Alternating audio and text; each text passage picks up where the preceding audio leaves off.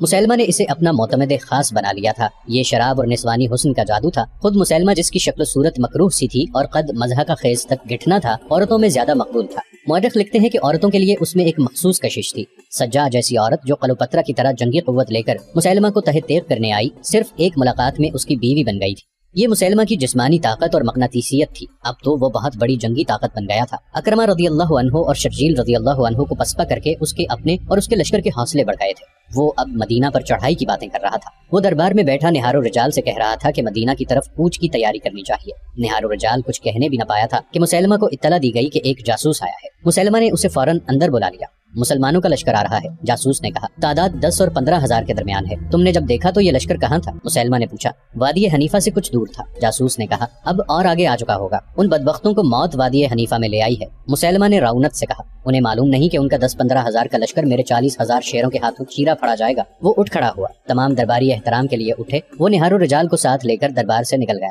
اس نے اپنا گھوڑا تیار کرایا، نہار الرجال کو ساتھ لیا اور دونوں گھوڑے انہیں یمامہ سے دور لے گئے۔ وہ وادی حنیفہ کی طرف جا رہے تھے۔ اس وادی سے وہ زندہ نہیں نکل سکیں گے۔ راستے میں مسیلمہ نے نہار الرجال سے کہا، میرے اس پھندے سے وہ واقف نہیں۔ نہار الرجال نے قہقہہ لگایا اور کہا، آج محمد کا اسلام وادی حنیفہ میں دفن ہو جائے گا۔ وہ آدھا راستہ طے کر چکے تھے کہ آگے سے ایک گھڑ سوار گھوڑا سر پر دوڑاتا آ رہا تھا۔ مسیلمہ کو دیکھ کر وہ رک گیا۔ یا نبی، گھوڑا سوار نے ہانپتی ہوئی آواز میں کہا، مجاع بن مرارہ کو مسلمانوں نے قید کر لیا ہے۔ مجاع کو؟ مسیلمہ نے حیرت سے کہا، مجاع کو مسلمانوں نے؟ نہار الرجال نے ڈری ہوئی سی آواز میں کہا، مجاع کی ٹکر کا ہمارے پاس اور کوئی سالار نہیں۔ مسیلمہ نے کہا، مجاع کا قید ہو جانا ہمارے لیے اچھا شگون نہیں۔ مجاع بن مرارہ مسیلمہ کا بڑا ہی قابل اور دلیر سالار تھا۔ وہ خالد رضی اللہ عنہ سے ملتا جلتا تھا۔ مورخوں نے لکھا ہے کہ خالد رضی اللہ عنہ کے مقابلے میں لڑنے اور جنگی چالیں چلنے کی اہلیت صرف مجاع میں تھی۔ مجاع مسلمانوں کے ہاتھ اس طرح چڑھ گیا کہ اس کے کسی قریبی رشتہ دار کو بنی عامر اور بنی تمیم کے کچھ لوگوں نے قتل کر دیا تھا۔ مجاع نے مسیلمہ سے اجازت لی تھی کہ وہ لشکر کے 40 سوار ساتھ لے جا کر اپنے رشتہ دار کے قتل کا انتقام لے لے۔ مسیلمہ اپنے اتنے قابل سالار کو مایوس نہیں کر سکتا تھا، اس نے اسے اجازت دے دی۔ مجاع اپنے دشمن کی بستی میں گیا اور انتقام لے کر واپس آ رہا تھا۔ اسے معلوم نہیں تھا کہ جس علاقے کو وہ محفوظ سمجھتا تھا وہ اب محفوظ نہیں۔ اس نے اپنے سواروں کو ایک جگہ آرام کے لیے روک لیا۔ وہ سب اپنا فرض کامیابی سے پورا کرائے تھے۔ گھوڑوں کی زینے اتار کر وہ لیٹ گئے اور گہری نیند سو گئے۔ خالد رضی اللہ عنہ کا لشکر اسی طرف آ رہا تھا۔ الصبح اس لشکر کا ہراول دستہ وہاں پہنچا جہاں مجاع اپنے 40 سواروں کے ساتھ گہری نیند سویا ہوا تھا۔ ان سب کو مجاہدین نے جگایا، ان سے ہتھیار اور گھوڑے لے لیے اور انہیں حراست میں لے کر پیچھے خالد رضی اللہ عنہ کے پاس لے گئے۔ خالد رضی اللہ عنہ کو معلوم نہیں تھا کہ مجاع مسیلمہ کا بڑا قیمتی سالار ہے۔ خالد رضی اللہ عنہ اسے بھی محض سوار یا سپاہی سمجھ رہے تھے۔ انہوں نے دراصل بڑا موٹا شکار پکڑا تھا۔ انہوں نے یہ تو بتا دیا تھا کہ وہ مسیلمہ کی فوج کے آدمی ہیں، لیکن مجاع کا رتبہ ظاہر نہ ہونے دیا۔ کیا تم ہمارے مقابلے کے لیے آئے تھے؟ خالد رضی اللہ عنہ نے ان سے پوچھا۔ نہیں، ایک نے جواب دیا، ہمیں تو معلوم ہی نہ تھا کہ مسلمانوں کا لشکر آ رہا ہے۔ ہم بنی عامر اور بنی تمیم سے اپنے ایک خون کا بدلہ لینے گئے تھے۔ میں نے مان لیا، خالد رضی اللہ عنہ نے کہا، میں تمہاری جان بخشی کر سکتا ہوں۔ اب میرے اس سوال کا جواب دو کہ تم کسے اللہ کا سچا رسول مانتے ہو اور کس پر ایمان رکھتے ہو؟ بے شک مسیلمہ اللہ کا سچا رسول ہے، ایک سوار نے جواب دیا۔ خدا کی قسم، خالد رضی اللہ عنہ نے کہا، تم میری توہین کر دیتے تو میں تمہیں بخش دیتا، اپنے رسول صلی اللہ علیہ وآلہ وسلم کی توہین کو میں کس طرح برداشت کر سکتا ہوں؟ تم اپنے رسول کو مانو، ہم اپنے نبی کو مانتے ہیں۔ مجاع نے کہا، اصل بات بھی یہی ہے کہ مسیلمہ رسالت میں محمد کا برابر کا حصے دار ہے، ہم سب کا عقیدہ یہی ہے۔ سواروں نے کہا، ایک نبی تم میں سے ہے، ایک نبی ہم میں سے ہے۔ خالد رضی اللہ عنہ نے تلوار کھینچی اور ایک ہی وار سے ایک سوار کا سر اڑا دیا اور حکم دیا کہ سب کو قتل کر ڈالو۔ خالد رضی اللہ عنہ کے آدمی آگے بڑھے اور مجاع کو پکڑ کر اس کا سر کاٹنے کے لیے جھکا دیا۔ اسے قتل کرنے والے کی تلوار ہوا میں بلند ہوئی۔ ہاتھ روک لو، قیدی سواروں میں سے ایک جس کا نام ساریہ بن عامر تھا چلایا، اس آدمی کو زندہ رہنے دو، یہ تمہارے کام آ سکتا ہے۔ تب انکشاف ہوا کہ مجاع بنو حنیفہ کے سرداروں میں سے ہے، لیکن یہ پھر بھی نہ بتایا گیا کہ یہ سالار بھی ہے۔ خالد رضی اللہ عنہ دور اندیش تھے، کسی قبیلے کا سردار بڑا قیمتی یرغمال ہوتا ہے، اسے کسی نہ کسی موقع پر استعمال کیا جا سکتا تھا۔ خالد رضی اللہ عنہ مجاع کے پاؤں میں بیڑیاں ڈلوا کر اسے اپنے خیمے میں لے گئے اور اسے اپنی بیوی لیلا کے حوالے کر دیا، باقی سب کو قتل کرا دیا۔ مسیلمہ کے لیے مجاع کی گرفتاری کوئی معمولی نقصان نہیں تھا، لیکن وادی حنیفہ وہ پھندا تھا جو اس نقصان کو پورا کر سکتا تھا۔ اس کے علاوہ مسیلمہ کے لشکر کی تعداد 40,000 تھی اور مسلمانوں کی تعداد 13,000 تھی۔ مسیلمہ کے پاس گھڑ سوار اور شتر سوار دستے زیادہ تھے۔ بعض مورخوں نے مسیلمہ کے لشکر کی تعداد 30,000 لکھی ہے، بہرحال تعداد 40,000 سے زیادہ تھی، کم نہ تھی۔ خالد رضی اللہ عنہ کی ایک کمزوری تو یہ تھی کہ لشکر کی تعداد خطرناک حد تک کم تھی۔ دوسری کمزوری یہ کہ وہ اپنے مستقر سے بہت دور تھے جہاں کمک اور رسد کا پہنچنا ممکن نہیں تھا۔ انہیں صرف ایک سہولت تھی، اس علاقے میں پانی اور جانوروں کے لیے ہرے چارے کی کمی نہیں تھی۔ وہ زرخیز کھیتوں اور باغوں کا علاقہ تھا۔ مسیلمہ کو ہرے بھرے کھیتوں اور باغوں کا غم کھا رہا تھا۔ اس نے نہار الرجال سے کہا کہ وہ ایسے انداز سے لڑنا چاہتا ہے کہ مدینہ کا لشکر بستیوں کو، کھیتوں کو اور باغوں کو نہ اجاڑ سکے۔ تاریخوں میں لکھا ہے کہ مسیلمہ کسی قسم کے تذبذب، اضطراب یا پریشانی میں مبتلا نہ تھا۔ وہ اس طرح سے بات کرتا تھا جیسے اسے اپنی فتح کا یقین ہو۔ وہ بڑی موزوں بنیادوں پر کھڑا بات کر رہا تھا۔ اس کا 40,000 کا لشکر برتر بھی تھا اور یہ سب مسیلمہ کے نام پر جانیں قربان کرنے والے لوگ تھے۔ مسیلمہ کی نبوت کا تحفظ ان سب کے لیے جنون بن چکا تھا۔ خالد رضی اللہ عنہ پھندے میں آنے والے سالار نہیں تھے۔ موتا میں وہ پھندے میں آ چکے تھے۔ یمامہ کے علاقوں سے وہ واقف نہیں تھے۔ انہوں نے دیکھ بھال اور آگے کی زمین کا جائزہ لینے کے لیے ایک پارٹی بھیج دی تھی۔ رات کو اس پارٹی نے جو رپورٹ دی اس کے مطابق خالد رضی اللہ عنہ نے اپنا رستہ بدل دیا تاکہ حنیفہ کی وادی کے اندر سے نہ گزرنا پڑے۔ وہ ذرا دور کا چکر کاٹ کر آگے نکل گئے۔ مسیلمہ نے بھی دیکھ بھال کا انتظام کر رکھا تھا۔ اسے اطلاع ملی کہ مدینہ والے آگے نکل گئے ہیں تو اس نے اپنا لشکر بڑی تیزی سے اقربہ کے میدان میں منتقل کر دیا۔ خالد رضی اللہ عنہ کی نظر اسی میدان پر تھی لیکن دشمن پہلے پہنچ گیا تھا۔ خالد رضی اللہ عنہ نے ایک جگہ دیکھ لی جو میدان سے بلند تھی۔ انہوں نے وہیں اپنا لشکر روک لیا۔ وہاں سے وہ مسیلمہ کے پڑاؤ کو اچھی طرح دیکھ سکتے تھے۔ مسیلمہ نے اسی میدان کو بہتر اور موزوں سمجھا تھا۔ ایک تو اس نے اپنے لشکر کا تمام تر ساز و سامان اور مال و اسباب اپنی خیمہ گاہ سے پیچھے رکھا تھا۔ دوسرے یہ کہ کھیتیاں اور باغات بھی لشکر کے پیچھے تھے۔ ان سب کی وہ بڑی اچھی طرح سے حفاظت کر سکتا تھا۔ اس نے یہ بھی دیکھ لیا تھا کہ خالد رضی اللہ عنہ یہاں سے آگے یمامہ کو بڑھے تو وہ ان پر عقب سے حملہ کر دے گا۔ خالد رضی اللہ عنہ بھی اس صورت کو بھانپ چکے تھے کہ وہ یہاں سے آگے بڑھے تو مارے جائیں گے۔ مسیلمہ نے اپنے لشکر کو 3 حصوں میں تقسیم کر دیا۔ اس نے دائیں حصے کی قیادت نہار الرجال کو دی، بائیں حصے کا سالار محکم بن طفیل تھا اور درمیان میں یعنی قلب میں وہ خود رہا۔ اس نے اپنے بیٹے کو جس کا نام شرجیل تھا کہا کہ وہ لشکر سے خطاب کرے۔ ایک شرجیل بن حسنہ خالد رضی اللہ عنہ کے لشکر کا سالار تھا۔ مسیلمہ کے بیٹے کا نام بھی شرجیل تھا۔ شرجیل گھوڑے پر سوار ہوا اور اپنے لشکر کے تینوں حصوں کے سامنے باری باری جا کر کہا، اے بنو حنیفہ، آج اپنی آن اور اپنی آبرو پر مر مٹنے کا وقت آ گیا ہے۔ خدا نے تمہارے نبی کو نبوت دی ہے۔ آج اپنی نبوت اور آبرو کی خاطر اس طرح لڑو کہ مسلمانوں کو پھر کبھی تمہارے سامنے آنے کی جرت نہ ہو۔ اگر تم نے پیٹھ دکھائی تو دشمن تمہاری بیویوں، تمہاری بہنوں اور تمہاری بیٹیوں کو لونڈیاں بنا لے گا اور اس زمین پر ہی جو تمہاری زمین ہے ان کی آبرو لوٹے گا۔ کیا تم یہ منظر برداشت کر لو گے؟ مسیلمہ کے لشکر کو جیسے آگ لگ گئی ہو۔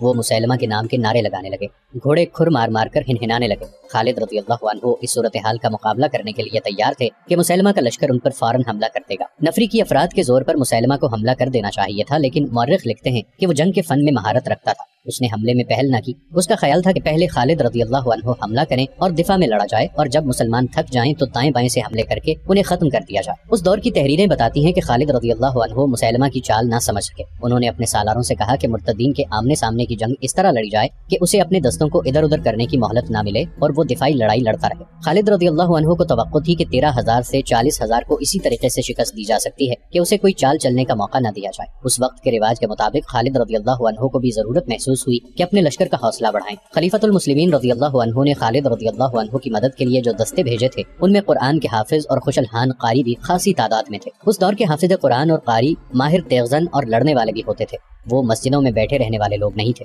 اس کے علاوہ خالد رضی اللہ عنہ کے ساتھ وہ لوگ بھی تھے جنہوں نے ہر میدان میں اپنے سے کئی گنا طاقتور دشمن کو شکستیں دی تھی۔ خالد رضی اللہ عنہ کے لشکر میں عمر رضی اللہ عنہ کے بھائی زید رضی اللہ عنہ بن خطاب اور ان کے بیٹے عبداللہ رضی اللہ عنہ بھی تھے۔ اس کے علاوہ ابو دجانہ رضی اللہ عنہ بھی تھے جو جنگ احد میں ان تیروں کے سامنے کھڑے ہو گئے تھے جو رسول کریم صلی اللہ علیہ وآلہ وسلم پر آ رہے تھے۔ انہوں نے اپنے جسم کو آپ صلی اللہ علیہ وآلہ وسلم کی ڈھال بنا دیا تھا۔ خلیفۃ المسلمین رضی اللہ عنہ کے بیٹے عبد الرحمن رضی اللہ عنہ بھی تھے اور ایک خاتون ام عمارہ رضی اللہ عنہا اپنے بیٹے کے ساتھ گئی تھی۔ ام عمارہ رضی اللہ عنہا جنگ احد میں باقاعدہ لڑی تھی۔ ان کے علاوہ وحشی نام کا حبشی رضی اللہ عنہ بھی خالد رضی اللہ عنہ کے ساتھ تھے، جن کی پھینکی ہوئی برچھی نشانے سے بال برابر ادھر ادھر نہیں ہوتی تھی۔ قبول اسلام سے پہلے جنگ احد میں اسی وحشی نے حمزہ رضی اللہ عنہ کو برچھی پھینک کر شہید کیا تھا۔ مجاہدین کا لشکر تعداد میں تو کم تھا لیکن جوش جہاد اور جذبے کے لحاظ سے کمتر نہ تھا۔ خالد رضی اللہ عنہ نے خود بھی اپنے لشکر کا حوصلہ بڑھایا اور قرآن کے حافظوں اور قاریوں سے کہا کہ وہ مجاہدین مدینہ کو آیات قرآنی سنا کر بتائیں کہ وہ گھروں سے اتنی دور کس مقصد کے لیے لڑنے آئے ہیں۔ قاری اپنی پراثر آوازوں میں لشکر کو وہ آیات سنانے لگے جن میں مسلمانوں کے لیے جہاد فرض قرار دیا گیا ہے۔ یہ سلسلہ رات بھر چلتا رہا۔ اللہ کے سوا اور کون تھا جو ان قلیل تعداد مجاہدین اسلام کی مدد کرتا؟ مورخین کے مطابق مجاہدین کے اس لشکر نے تمام رات عبادت اور دعاؤں میں گزار دی۔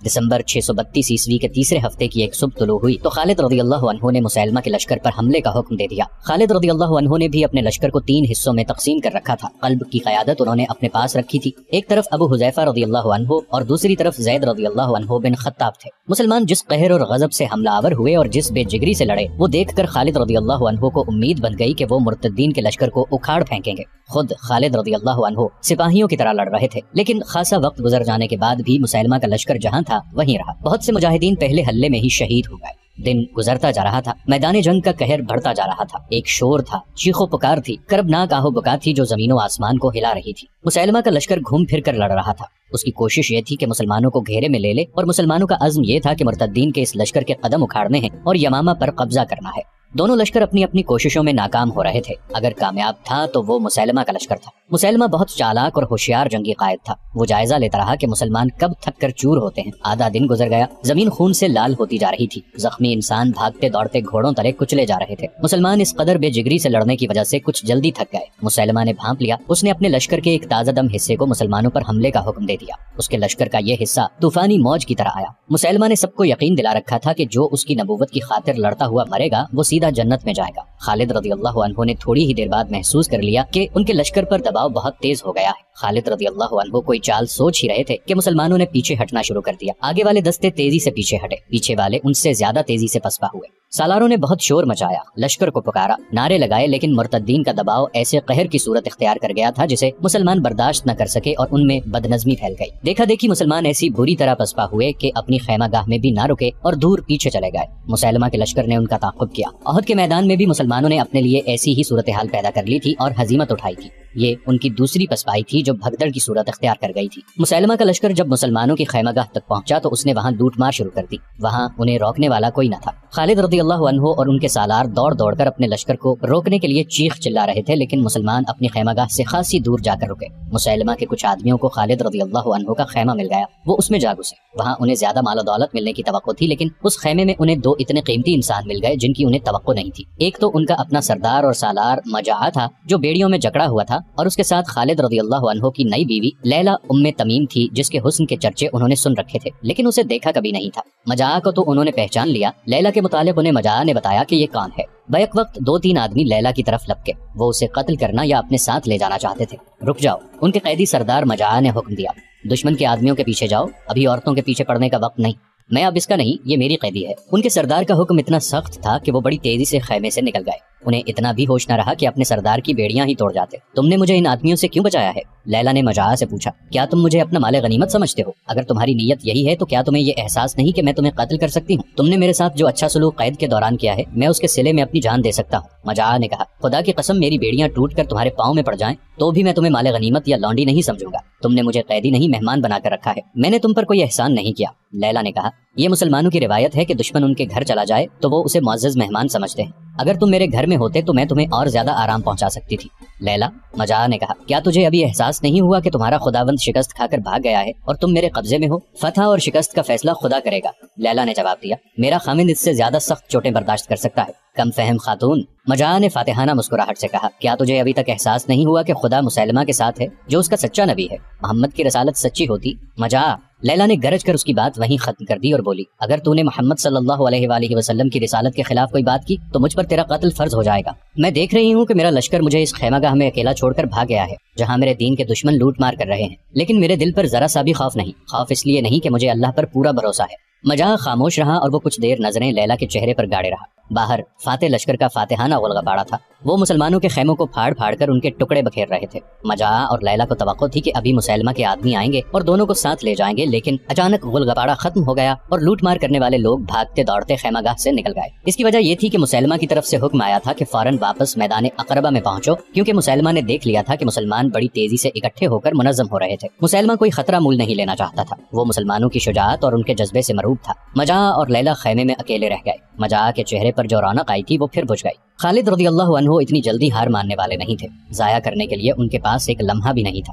انہوں نے اپنے سالاروں اور کمانداروں کو اکٹھا کیا اور انہیں اس پسپائی پر شرم دلائی۔ اتنے میں ایک گھوڑا سرپٹ دوڑتا آیا اور سالاروں وغیرہ کے اجتماع میں آ رکا۔ وہ عمر رضی اللہ عنہ کے بھائی زید رضی اللہ عنہ بن خطاب تھے۔ خدا کی قسم ابن ولید، زید رضی اللہ عنہ بن خطاب نے گھوڑے سے کود کر اترتے ہوئے جوشیلی آواز میں کہا، میں نے مسیلمہ کا دایاں ہاتھ کاٹ دیا ہے، میں نے نہار الرجال کو اپنے ہاتھوں قتل کیا ہے۔ یہ اللہ کا اشارہ ہے کہ فتح ہماری ہوگی۔ نہار الرجال کا ہلاک ہونا مسیلمہ کے لیے کوئی معمولی نقصان نہیں تھا۔ بتایا جا چکا ہے کہ وہ مسیلمہ کا معتمد خاص، واحد مشیر اور صحیح معنوں میں دست راست تھا۔ خالد رضی اللہ عنہ اور ان کے سالاروں نے یہ خبر سنی تو ان کے چہروں پر تازہ حوصلوں کی سرخی آ گئی۔ کیا تم جانتے ہو کہ ہمیں کس جرم کی سزا ملی ہے؟ خالد رضی اللہ عنہ نے غصیلی آواز میں کہا، مجھے بتایا گیا ہے کہ ہمارے لشکر میں دل پھٹ گئے تھے۔ لڑائی سے پہلے ہی ہمارے لشکر کے مہاجر کہنے لگے تھے کہ بہادری میں انصار اور بدو ان کا مقابلہ نہیں کر سکتے۔ انصار کہتے تھے کہ مسلمانوں میں ان جیسا بہادر کوئی نہیں، اور بدوؤں نے کہا کہ مکہ اور مدینہ کے لوگ تو یہ بھی نہیں جانتے کہ جنگ کیا ہوتی ہے۔ تم جانتے ہو کہ ہم میں مکہ کے مہاجر بھی ہیں، مدینہ کے انصار بھی ہیں، اور ارد گرد کے علاقوں سے آئے ہوئے بدو بھی۔ ان لوگوں نے ایک دوسرے پر تانا زنی شروع کر دی تھی۔ اس کا ہمارے پاس کوئی علاج نہیں، ایک سالار نے کہا۔ میرے پاس اس کا علاج ہے، خالد رضی اللہ عنہ نے کہا۔ ہم نے لشکر میں ان سب کو اکٹھا رکھا ہوا ہے، مزید وقت ضائع کیے بغیر تم سب جاؤ اور مہاجرین کو الگ، انصار کو الگ اور بدوؤں کو الگ کر لو۔ تھوڑے سے وقت میں خالد رضی اللہ عنہ کے حکم کی تعمیل ہو گئی۔ لشکر 3 حصوں میں تقسیم ہو چکا تھا، ایک حصہ مہاجروں کا، دوسرا انصار کا اور تیسرا بدوؤں کا تھا۔ خالد رضی اللہ عنہ گھوڑے پر سوار ان کے سامنے جا کھڑے ہوئے۔ اللہ کے سپاہیوں، خالد رضی اللہ عنہ نے بڑی ہی بلند آواز میں کہا، ہم نے میدان میں پیٹھ دکھا کر دشمن کے لیے ہنسی اور تانا زنی کا موقع پیدا کر دیا ہے۔ کون کہہ سکتا ہے کہ تم میں سے کون بہادری سے لڑا اور کون سب سے پہلے بھاگ اٹھا، مہاجرین، انصار یا بدو؟ اب میں نے تمہیں اس لیے الگ الگ کر دیا ہے کہ دشمن پر فوراً جوابی حملہ کرنا ہے۔ اب دیکھیں گے کہ تم میں سے کون کتنا بہادر ہے۔ بہادری اور بزدلی کا فیصلہ تانا زنی سے نہیں کیا جا سکتا۔ میدان میں کچھ کر کے دکھاؤ، لیکن اتحاد کو ہاتھ سے نہ جانے دینا۔ رسول اللہ صلی اللہ علیہ وآلہ وسلم نے تمہیں جس باہمی پیار کا سبق دیا تھا وہ بھول نہ جانا۔ تم میں سے کوئی گروہ دشمن کے دباؤ کو برداشت نہ کرتے ہوئے پیچھے ہٹے تو دوسرے گروہ اس کی مدد کو پہنچے۔ ہمیں دشمن پر ثابت کرنا ہے کہ مسلمہ جھوٹا نبی ہے۔ اگر ہم شکست کھا گئے تو یہ جھوٹی نبوت ہم پر مسلط ہو جائے گی اور ہم مسلمہ کے غلام اور ہماری عورتیں مرتدین کی لونڈیاں بن جائیں گی۔